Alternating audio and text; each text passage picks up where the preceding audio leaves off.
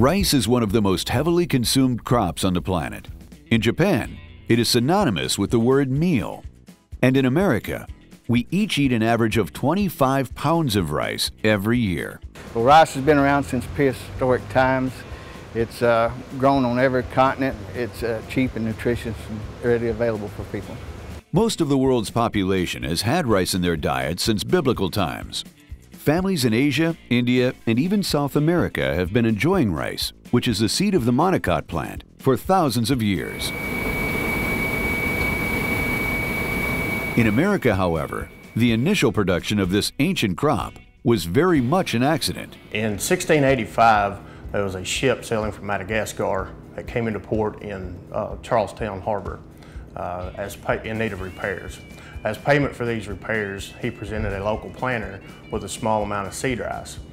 This seed rice was called Carolina Gold and set the standard for rice production in America. The biggest reason that rice was able to catch on quickly in the late 1600s, early 1700s was due to the geographic area in which it landed.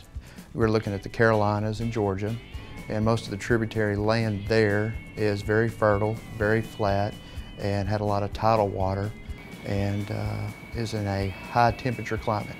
Farming, it's high labor intensive. It takes a lot of guys to do one thing initially, whether it was all put in by hand or whether it was all harvested with a plow. You know, today we have the luxury of having planters and combines and so many other things, but it just strictly took a lot of manpower and a lot of hours.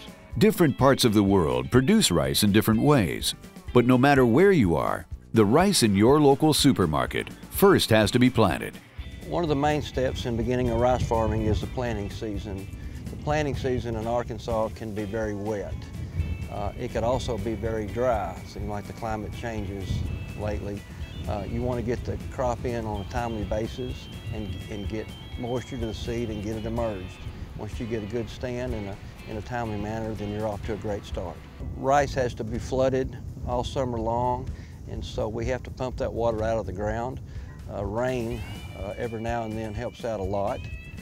Also, the overhead heat can play a big part of it, whether the days are extra hot or especially the nights are extra hot. So we'd rather have cooler nights.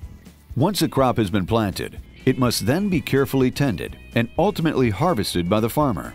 After harvest, the next step is to take the rice to the mill. Most challenge that he has is weather, which is always in farming is a big issue. As we stand here today and looking for a hurricane coming into the Gulf Coast, that we have weather and they're in a hurry harvesting. The same way in the planting time is they have to make sure that the ground is dry and that there's also enough moisture to germinate the seed. Today, American Farmer is on location at one of the premier locations for rice production in North America, Windmill Rice. Windmill Rice was a collaboration between myself and 3 other men that wanted to start a company to buy the rice that was grown in northeast Arkansas.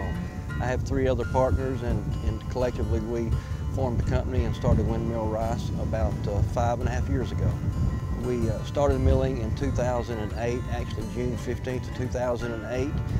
Before that, it took a little over a year to build the company. And once we got it built and got it up and running, we've been taking in rice from local farmers pretty much all the time. Based out of Jonesboro, Arkansas, Windmill Rice is a result of the successful collaboration between experts in various fields of agriculture and agribusiness. Each of the owners of Windmill Rice were hand-selected by myself. Each one of them brings a different aspect to the table. One of my partners owns the largest seed company in northeast Arkansas, which gives us an insight to what's being planted.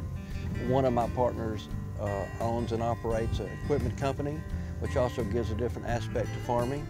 And my third partner is an agri-attorney. And so he's aware of also what's going on. And so between all of the different aspects of the ownership, everybody brings something new and different and great to the table. Upon its opening in 2008, Windmill Rice became home to the most modern rice mill in North America, the first food-grade mill to be built in the U.S. in over 40 years.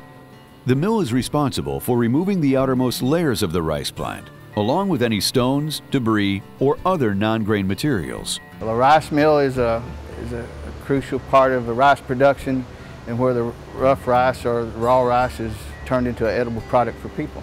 The rice mill takes the raw material and turns it into an edible product and tries to maintain its yield to turn a profit for the company. The miller ensures that the rice mill is producing an edible product that's produced in a sanitary and safe manner. What makes Windmill Rice milling equipment superior to other mills is our sanitation schedules and our preventive maintenance programs. To learn more about rice farming, we caught up with Randy McNeil, president at Poinsett Rice and Grain. Well, I think that they should know that the rice industry provides a very safe, nutritious, and an adequate food supply for the United States and other countries abroad. Thanks to an unwavering commitment to quality and innovation, Windmill Rice is helping the agriculture industry to reach new heights of traceability. Together, Windmill Rice and its customers are working daily to develop new concepts in efficiency and sustainability. Sustainability and traceability go hand in hand.